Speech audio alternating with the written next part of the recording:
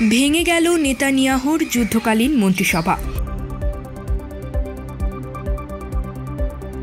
6 সদস্যকে নিয়ে গঠিত যুদ্ধকালীন মন্ত্রিসভা ভেঙে দিয়েছেন ইসরায়েলের প্রধানমন্ত্রী নেতানিয়াহু। খবর আল জাজিরা।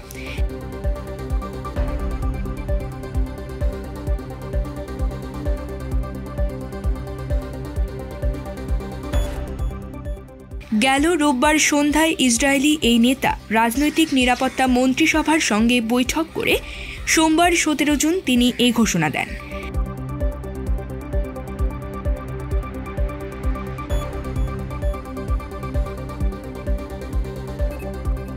নেতানিয়াহুর অতি ডানপন্থী জোটের অংশীদারগণ নতুন যুদ্ধকালীন মন্ত্রিসভা গঠনের চাপ দিচ্ছেন। বেনি গ্যান্টোজ যুদ্ধকালীন মন্ত্রিসভা থেকে পদত্যাগের পর এ আবেদন আরও জোরালো হচ্ছে।